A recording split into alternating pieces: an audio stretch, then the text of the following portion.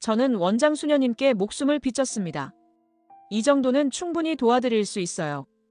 구하나는 자기 손에 쥐어진 금고 마스터키를 보며 가슴이 떨렸습니다. 이걸 이대로 사용해도 되는 건지 아직도 판단이 서질 않았는데요. 하나야, 선택은 네가 하는 거야. 하지만 난 네가 모든 일을 바르게 돌려놓을 수 있을 거라고 믿는다. 원장 수녀의 말에 구하나의 결심이 섰습니다. 이제 최명지의 금고를 열어 최명지가 저질렀던 악행을 만천하에 밝혀낸다는 이야기를 전해드리려고 해요. 그 전에 오늘도 보러 와주셔서 감사합니다.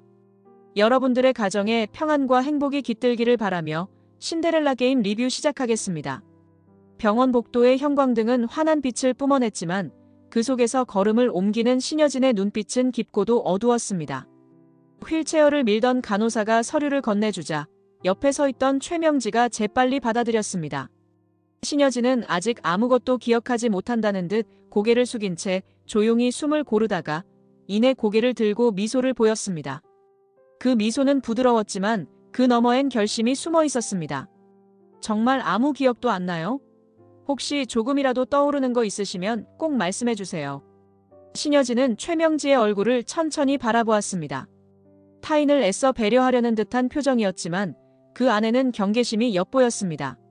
신여진은 대답 대신 눈을 깜빡이며 한숨을 쉬어 보였습니다. 기억 글쎄 잘 모르겠어. 네가 자꾸 묻는데도 아무것도 안 떠올라. 그 말은 마치 휘발된 과거에 대한 미련조차 없다는 듯 들렸습니다. 그런데도 어딘가 모르게 신여진의 시선은 예리함을 잃지 않았습니다. 최명진은 고개를 끄덕이며 서류를 정돈한 뒤 한쪽 팔로 신여진을 부축하듯 살짝 잡았습니다. 제가 도와드릴게요. 아직 몸도 완전히 회복되신 건 아니니까 천천히 걸으셔야 해요. 신여진은 잠시 뒷짐을 지고 병실 창밖을 바라보았습니다. 복도 너머로 보이는 차들의 움직임이 마치 제잘거리듯 바쁘게 오가고 있었습니다. 그러다 이내 가냘픈 걸음으로 병실 문턱을 넘어섰습니다. 퇴원 수속을 밟는 동안에도 최명진은 끊임없이 주변을 살피며 신여진의 반응을 확인하려 들었습니다.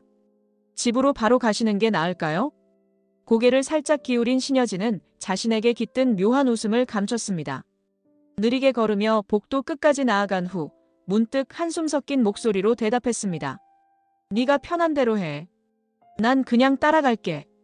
그 말투는 얼핏 힘없게 들렸지만 진심으로 맡긴다는 느낌은 아니었습니다. 오히려 모든 걸 손바닥 위에서 굴리듯 신여진이 주도권을 쥐고 있다는 뉘앙스를 은근히 드러냈습니다. 최명진은 그런 신여진의 태도에 속으로 불안감을 지울 수 없었습니다. 저 표정은 혹시 이미 다 알고 있는 거 아닐까? 라는 의심이 그녀의 머릿속에서 지워지지 않았습니다. 하지만 어떻게든 평정을 유지해야 했습니다. 최명진은 간호사가 전해준 퇴원 약봉지를 받아들고 조심스레 부축했습니다. 병원 현관문을 향해 나아가는 그들의 그림자는 제법 길게 드리워졌습니다. 저 밖에 차 세워뒀어요. 바로 집으로 가시죠. 신여진은 대답 없이 미소를 살짝 지은 채 천천히 현관으로 걸음을 옮겼습니다.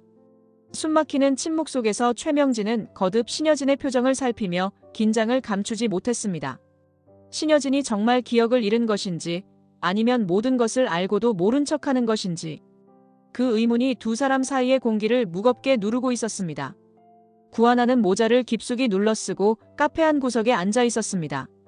창가 쪽 테이블에 걸터 앉아있던 윤성호가 살짝 손짓하자 그녀는 천천히 일어나 그쪽으로 걸음을 옮겼습니다. 바깥은 평범한 일상으로 가득했지만 이들이 교환하는 눈빛에는 긴박함이 서려 있었습니다. 이 근처는 CCTV가 별로 없다더라. 나도 조심해서 왔는데 누가 따라왔을 수도 있지. 구하나는 조용히 의자에 앉으며 주위를 한번 둘러보았습니다. 저도 최대한 조심했어요. 그래도 방심할 수는 없죠. 이번엔 꼭 확실한 증거 잡아야 해요. 낡은 나무 테이블 위에는 둘 모두 미처 마시지 못한 차가 놓여 있었습니다. 김이 조금씩 사라지는 걸 보며 두 사람은 동시에 생각에 잠겼습니다. 신여진이 아직 완전히 회복되지 않은 상태인 듯 보였지만 실은 뒤에서 모든 걸 계획하고 있을지도 모른다는 사실. 그리고 최명지가 이를 알아채고 방해하려 든다는 사실. 모든 게 얽히고 설켜 신중하게 움직여야 했습니다. 지금 최명지는 유진 엄마가 기억 되찾는 걸 엄청 두려워하고 있어.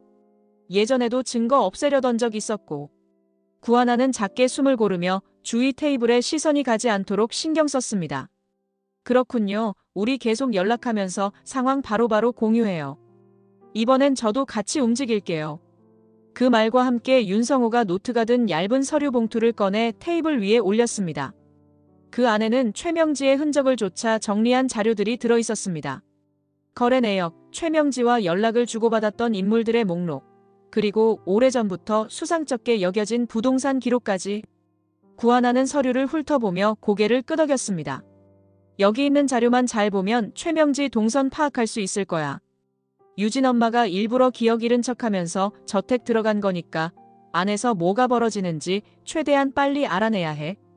구하나는 봉투를 조심스럽게 챙긴 뒤 대신 자신이 준비한 간단한 차트가 든 클리어 파일을 건넸습니다.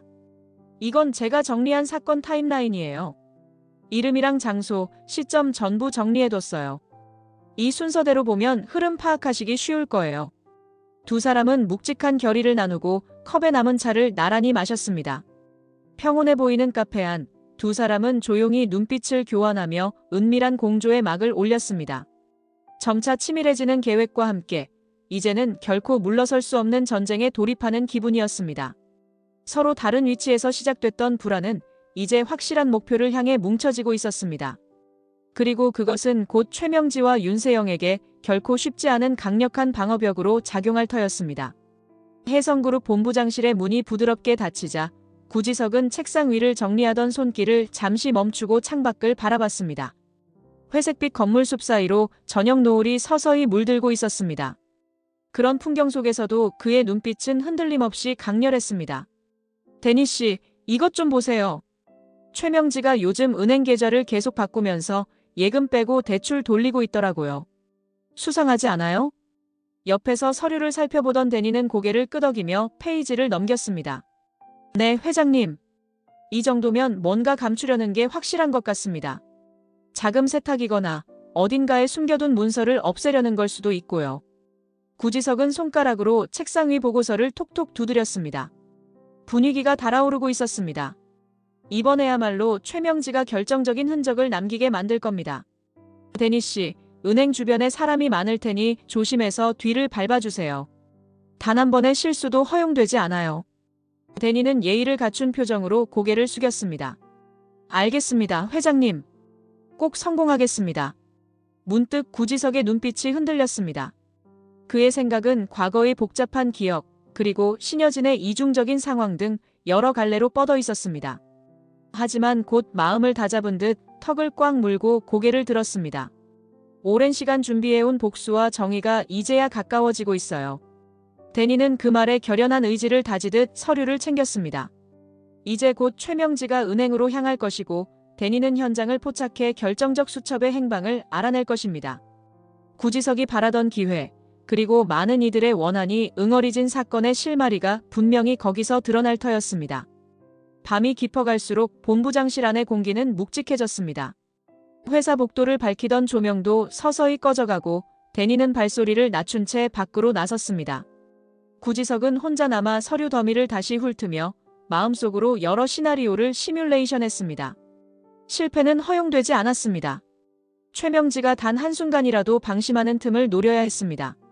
저무는 하늘 아래, 달빛은 이미 빌딩 숲 사이로 스며들고 있었습니다. 그리고 그 빛보다 더 은밀하게 뒤를 쫓는 그림자가 최명지의 모든 움직임을 집요하게 추적하려고 준비 중이었습니다. 이번에는 기필코 그녀가 쥔 비밀을 끄집어내어 신여진이 되찾으려 애쓰는 진실에 다가가리라는 구지석의 결심이 단단하게 굳어지는 순간이었습니다. 저택 응접실 한가운데 윤세영이 꼿꼿이 서 있었습니다. 마치 숨도 쉬지 않는 조각상처럼 굳어 있었지만 눈동자는 흔들림이 가득했습니다.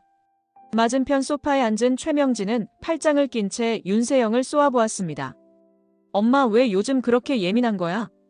그 말에 최명지는 대답 대신 고개만 젖혔습니다. 차가운 침묵이 흐르는 가운데 윤세영은 자신도 모르게 시선을 피했습니다.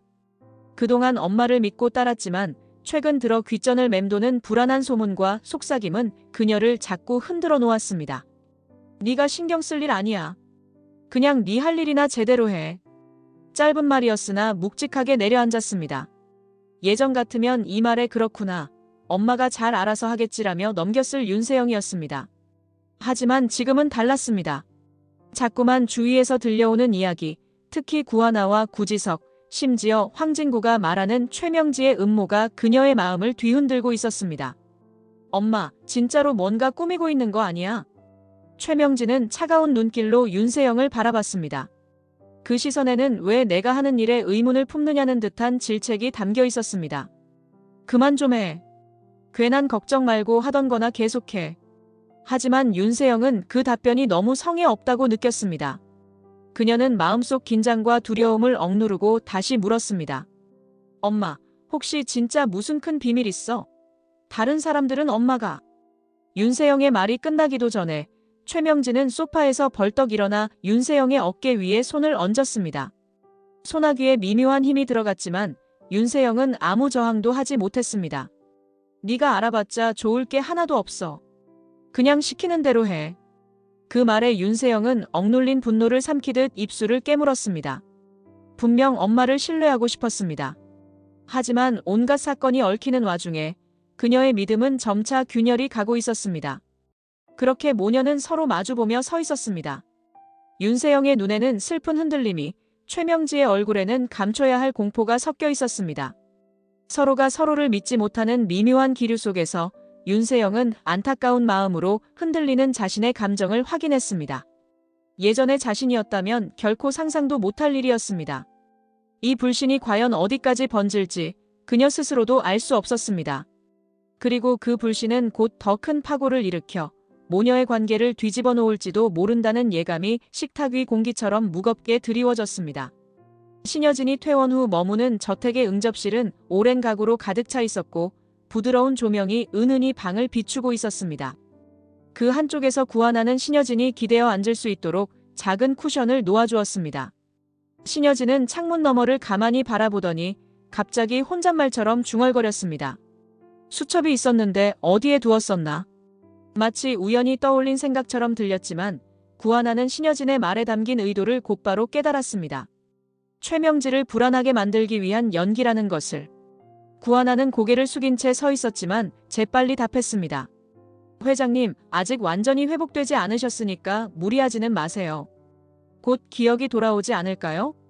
신여진은 부드럽게 미소 지으며 구하나의 시선을 잡았습니다.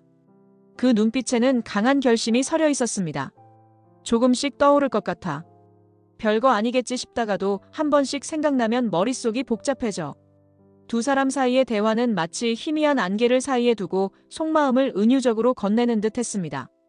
저택 한 구석에서 귀를 곤두세우고 있던 최명진은 이 말을 놓치지 않았습니다. 수첩이라는 단어가 나오자 그녀의 심장은 거칠게 뛰었습니다. 혹시 신여진이 이미 모든 걸 기억해버렸다면 어쩌나. 아니, 아직은 완전히 돌아오지 않은 것 같았지만 그 불안은 더욱 증폭되었습니다. 회장님, 정말로 몸 조심하세요. 혹시 다른 거 필요하신 건 없으실까요? 제가 돕고 싶어요. 잠시 침묵이 흘렀습니다. 신여진은 구하나에게 시선을 돌려 낮은 목소리로 한마디를 건넸습니다. 넌 나 믿어줄 거지? 내가 잃어버린 거 되찾게 되면 제일 먼저 너한테 말할게.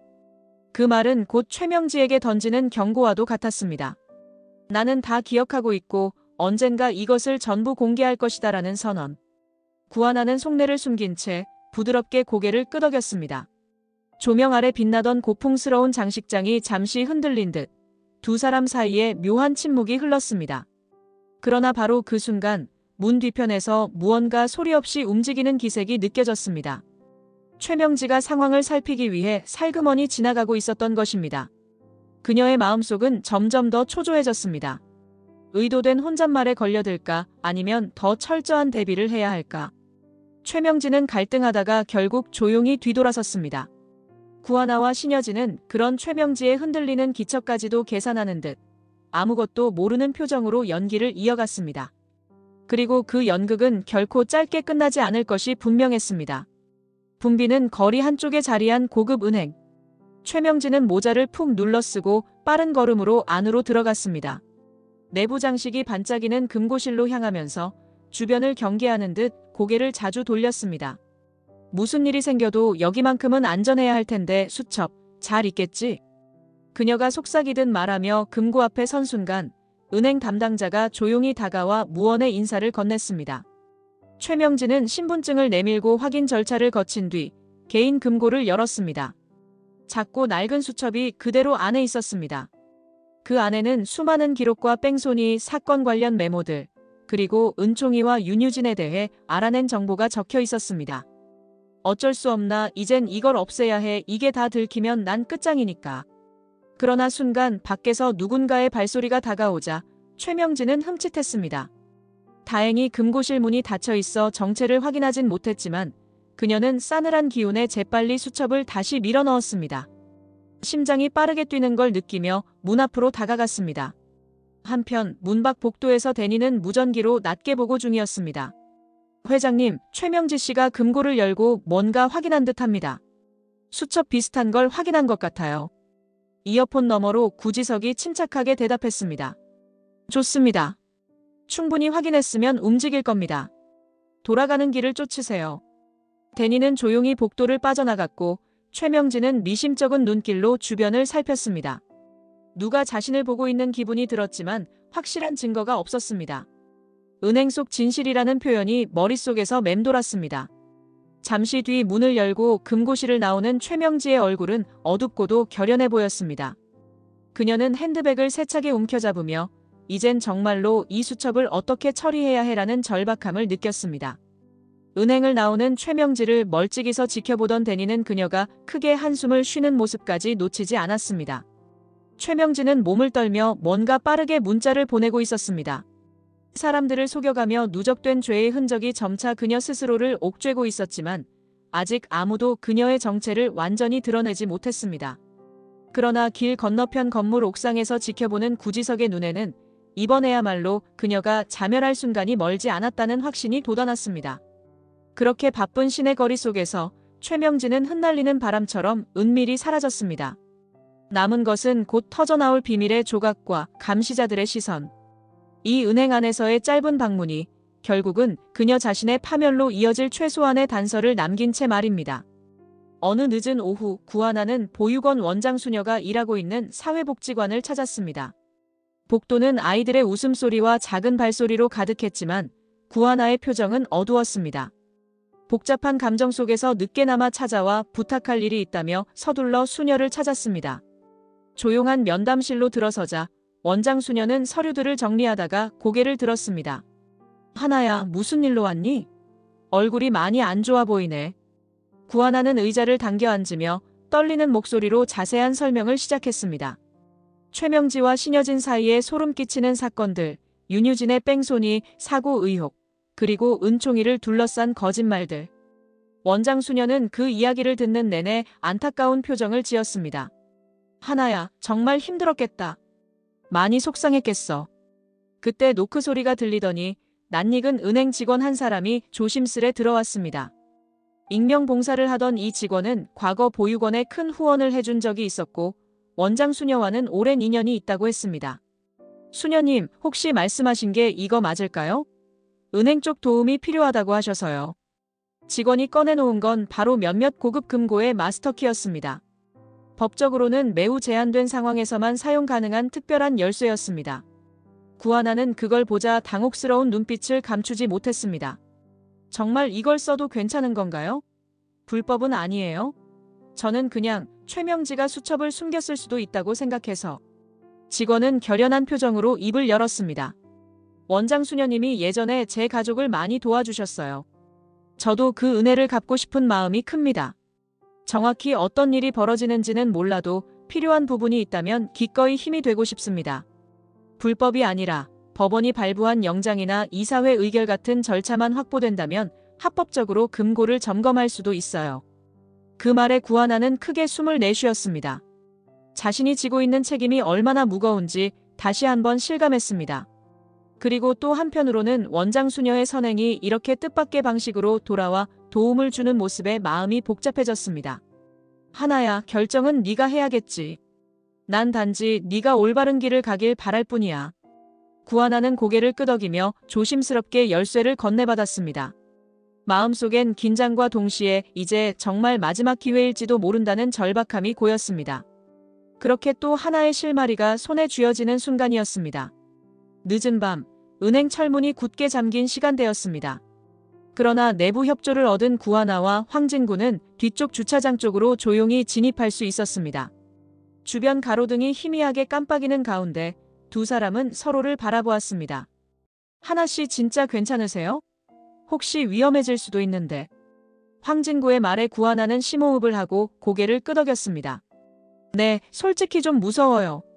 근데 이걸로 다 해결할 수만 있다면 은총이도 지킬 수 있고 신 회장님도 복수를 마무리하실 수 있잖아요. 황진구는 무언가 더 말하고 싶어하는 표정을 지었지만 애써 미소를 지으려 노력했습니다. 그럼 제가 먼저 갈게요. 혹시 문 열다가 소리 크게 나면 곤란하니까 조심해서 움직이시죠. 두 사람은 은행 내부 직원에게 안내받아 최명지의 개인 금고가 있는 구역으로 갔습니다. 비밀번호를 입력하자 문이 자동으로 열렸고 안으로 들어서자마자 금고 앞에 놓인 철제 상자가 확인되었습니다. 이미 마스터키가 준비돼 있었고 구하나는 손을 살짝 떨며 열쇠를 꽂았습니다. 딸깍 하는 소리와 함께 상자가 열리자마자 낡은 수첩이 눈앞에 나타났습니다. 페이지가 누렇게 바랜 이 작은 노트 속에는 빼곡한 글씨들이 가득했습니다. 드디어 찾았네요. 여기 안에 다 들어있겠죠? 황진구는 주변을 살피며 문을 조심스레 닫고 구하나 쪽으로 다가왔습니다.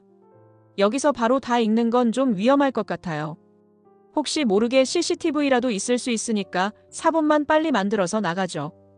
구하나는 호주머니에서 작은 휴대용 스캐너를 꺼냈습니다. 몇 장씩 넘기며 빠르게 스캔을 진행하는 동안 두 사람의 심장은 쿵쾅거리듯 뛰었습니다. 금고실의 차가운 공기가 이들의 뜨거운 긴장감을 상쇄하지 못할 정도였습니다. 생각보다 기록이 훨씬 많아요. 유진이, 은총이 그리고 뺑소니, 사건 관련된 사람들까지 다 적혀 있어요. 황진구는 바깥 복도 쪽을 다시 한번 살폈습니다. 인기척이라도 느껴질라 치면 금세 등에 식은땀이 흘렀습니다. 하나씨, 빨리요. 다 스캔하셨어요? 마지막 페이지까지 스캔을 마친 구하나는 고개를 끄덕이며 수첩을 원래 위치에 돌려놓았습니다. 두 사람은 다시 철문을 잠가 원상태로 복구했습니다. 문이 닫히는 순간 서로에게서 깊은 한숨이 터져나왔습니다. 이제 이걸로 끝내요. 더 이상 최명지가 무슨 음모 꾸미게 놔두면 안 돼요. 네, 꼭 잘 마무리됐으면 좋겠어요. 하나씨랑 은총이 지키려면 더더욱요. 두 사람은 흔들리는 손을 꼭 잡았다가 소스라치게 놀라 서로를 놓았습니다. 은행에 울리는 작은 기계음에 가슴이 철렁했지만 다행히 단순 점검 알람이었습니다. 그들은 황급히 뒤편문으로 빠져나가 어둠 속에 몸을 숨겼습니다. 불안하지만 확실한 결실을 얻은 밤이었습니다. 그리고 이 수첩을 거머쥔 순간부터 모든 것이 돌이킬 수 없이 흐르기 시작했습니다. 다음 날 아침 신여진의 저택 식탁에는 묘하게 긴장된 공기가 감돌았습니다. 퇴원 이후 처음으로 가족들이 한자리에 모인 자리였습니다. 최명지가 국그릇을 건네자 신여진은 겉으로는 천연덕스럽게 고개를 끄덕였습니다. 속이 좀 쓰리네. 아마 쓰러졌던 여파겠지. 최명지는 억지 미소를 지으며 수저를 건넸습니다. 아직 완전히 회복 안 되셨으니까 식사는 천천히 드셔야 해요. 윤세영은 그 모습을 묵묵히 지켜보았습니다. 불편함이 온 식탁을 맴돌고 있었습니다. 신여진은 헐거운 손목으로 수저를 드는 척하더니 일부러 툭 떨어뜨렸습니다. 식탁 아래로 굴러간 수저를 보며 신여진이 옅은 미소를 지었습니다. 어쩐지 네가 내 목 조르면서 내 딸 대신 네 딸 죽여줄게 했던 그때 기분이 확 스치네. 그 말에 식탁 공기가 얼어붙었습니다. 최명진은 반사적으로 고개를 들었고 윤세영도 놀란 눈으로 엄마를 쳐다보았습니다. 회장님, 저 그런 말 한 적 없어요. 왜 갑자기 그런 말씀을. 순간 신여진이 얼굴을 굳혔다가 이내 애써 헛웃음을 치듯 웃어넘겼습니다. 그랬어? 내가 착각했나 보네. 머리가 좀 어질어질해서. 하지만 이미 폭탄 발언은 충분히 떨어진 셈이었습니다. 윤세영은 두 눈을 동그랗게 뜨고 최명지를 바라보았고 최명지는 식은땀을 흘리며 아무 말도 하지 못했습니다. 곁에서 이 장면을 지켜보던 구하나는 속으로 역시 회장님이 일부러 던진 함정이라고 짐작했습니다. 신여진은 최명지의 반응을 살피기 위해 살짝 흘린 말이었지만 그 효과는 치명적이었습니다. 엄마, 무슨 소리야. 목을 졸랐다니. 그런 얘기 처음 듣는데. 최명진은 억지로 웃음을 지으며 고개를 흔들었습니다. 안 그랬다니까 세영아. 아마 회장님이 아직 몸이 안 좋으셔서 헛걸 들으신 거야. 그 순간 신여진이 나직이 중얼거렸습니다. 그래, 헛걸 본 걸로 하자. 식사를 계속하기엔 너무 위태로운 대화가 오갔습니다. 윤세영은 결국 수저를 내려놓고 방으로 들어가 버렸습니다. 최명진은 괜히 차를 우물쭈물 따르며 신여진 곁을 떠나지 못했습니다. 식탁에 남은 둘 사이엔 스산한 기운이 감돌았습니다. 식탁 위의 함정이라 할 만한 이 대화는 최명지가 내심 품고 있던 불안을 극대화시키기에 충분했습니다. 신여진은 억지 웃음을 거두고 날카로운 시선을 보냈고 최명진은 머릿속으로 수첩 파쇄를 서둘러야겠다는 결심을 굳혔습니다.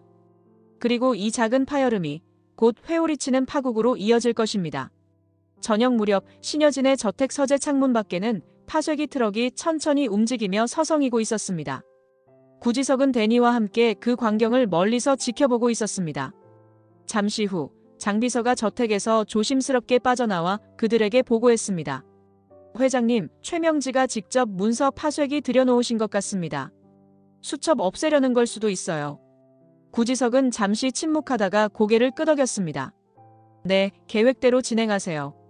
내부 보안팀이랑 같이 대기하고 있다가 파쇄 시작되면 바로 들어가세요.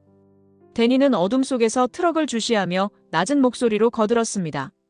벌써 파쇄기까지 들여놓은 걸 보면 곧 문서 처리할 거예요. 이번엔 진짜 놓치면 안 됩니다. 그 시각 서재에서는 최명지가 거친 호흡으로 수첩을 꺼내 마지막으로 훑고 있었습니다. 그녀는 수첩을 내려다보며 낮게 중얼거렸습니다. 이것만 없애면 다 끝나는 거야. 증거는 하나도 안 남겠지. 파쇄기에 수첩을 밀어넣을 타이밍을 재는 그녀는 창밖에서 움직이는 그림자들을 알아채지 못했습니다. 감히 날 속이려고. 내가 먼저 움직이면 끝이지. 바로 그때 창밖에 서 있던 데니가 핸드폰을 들고 신호를 보냈습니다. 구지석은 무표정한 얼굴로 서재 쪽을 바라보며 눈빛을 굳혔습니다. 장비서, 안으로 들어가세요. 최명지가 문서를 파쇄하려는 순간 잡아야 합니다. 서재 문이 열리자 최명지는 깜짝 놀라 수첩을 가슴팍으로 감췄습니다. 누구야? 왜 함부로 들어와? 장비서는 공손하지만 단호하게 다가섰습니다. 죄송합니다만 지금 이 서재 안에서 파쇄하려는 문서가 어떤 것인지 확인해야겠습니다. 최명진은 코웃음을 치며 수첩을 꽉 끌어안았습니다. 그 직후 창밖에서 요란한 엔진 소리가 들려왔고 파쇄기 트럭이 도로 한가운데서 멈췄습니다. 대기 중이던 데니와 보안팀은 일제히 서재 쪽으로 돌진했습니다. 이게 뭐 하는 짓이야? 이거 다 불법이야, 알지? 그러나 이미 늦었습니다. 구지석의 신호에 따라 보안 인원들이 서재 문 앞을 막아섰고 장비서는 한 걸음 나아가 봉투를 내보였습니다. 그 안에는 수색 영장과 법적 근거가 담겨 있었습니다. 동시에 집안의 다른 구역에서도 요원들이 문서를 찾아 수색을 시작했습니다. 최명진은 안절부절 못하며 수첩을 빼돌릴 마지막 기회를 허무하게 놓쳤습니다. 그렇게 파쇄기의 그림자는 무용지물이 되었고 그녀가 한 치 앞을 예상하지 못한 반격이 이제 본격적으로 시작된 것입니다. 구지석, 데니, 그리고 장비서는 문 밖에서 차가운 시선으로 이 광경을 조용히 지켜보고 있었습니다. 회사 옥상에는 차가운 바람이 불고 있었습니다. 윤세영은 난간에 기대어 도시의 불빛을 바라보다가 발소리를 듣고 뒤돌아봤습니다. 거기에는 구하나가 서 있었습니다. 뭐야, 왜 따라왔어? 그 목소리에는 여전히 반말 특유의 날카로움이 서려 있었지만 심상치 않은 눈빛이 함께 묻어났습니다. 구하나는 조용히 다가가 섰습니다. 너 혼자 너무 힘들어 보여서. 세영아, 필요하면 말해. 도와줄게. 윤세영은 헛웃음을 터뜨리듯 고개를 숙였습니다. 한동안 말이 없었습니다. 그저 회색 하늘 아래 감정이 뒤섞인 표정으로 허공을 응시할 뿐이었습니다. 그러다 문득 속내를 꺼내듯 입을 열었습니다. 엄마가 뭔가 숨기고 있다는 건 이제 알겠어. 근데 내가 너무 무관심했지. 결국 나도 모르게 잘못된 일에 끼어 있었던 걸 수도 있어. 구하나는 그 말에 고개를 끄덕이며 다정하게 대꾸했습니다. 지금이라도 바꾸고 싶다면 아직 안 늦었어. 윤세영은 난간에서 손을 떼고 마치 바람에 흔들리는 잎처럼 조용히 숨을 내쉬었습니다. 그녀는 그간 엄마를 전폭적으로 믿고 따랐습니다. 그 신뢰는 이미 금이 가 있었습니다. 그러나 한편으로는 그로부터 벗어나기 두려웠습니다. 나 진짜 바보 같았나 봐. 엄마가 나 위해서 뭔가 해주는 줄만 알았는데 뒤에서 무슨 일을 꾸미고 있었는지 전혀 몰랐어. 구하나는 윤세영의 옆으로 다가가 그녀의 손등을 가볍게 잡았습니다. 이제는 네가 스스로 선택해야 해. 진짜 네가 원하는 게 뭔지 잘 생각해봐. 잘못된 거 알면서도 모른 척하면 너까지 같이 무너질 수도 있어. 그 말에 윤세영은 잠시 뜸을 들이다가 숨죽인 목소리로 결심을 털어놨습니다. 이제 진짜 싫어.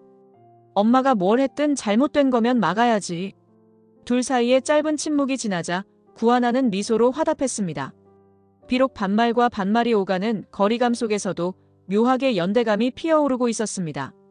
바람에 휘날리는 옷자락 소리가 커다란 도시의 소음과 뒤섞여 사라졌습니다. 그렇게 세영의 각성은 누구도 예상하지 못한 최종 변수가 되었습니다. 그녀가 내딛는 걸음은 아직 흔들렸지만 엄마의 그림자에 갇혀있던 시절보다 한 발짝 더 진실에 다가간 것이 분명했습니다.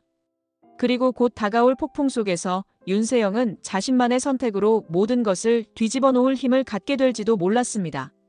저녁 식사 시간이 되자 신여진 저택의 거실로 모두가 모였습니다. 최명진은 겉으로는 태연한 척 요리를 차렸고 윤세영은 묵묵히 자리를 지켰습니다. 그런 상황에서 신여진은 거친 숨소리를 내며 식탁에 앉았습니다. 구하나는 조심스럽게 뒤에 서서 아무 말 없이 신여진의 표정을 살폈습니다. 음식을 한두 숟갈 뜨던 신여진이 갑자기 숟가락을 내려놓고 자리에서 일어섰습니다. 그리고는 최명지를 향해 단도직입적으로 말했습니다. 너 나 죽이려고 했지. 이번엔 확실히 기억나. 최명지는 눈살을 찌푸리며 자리에서 일어섰습니다. 회장님, 왜 그런 말씀을 하세요?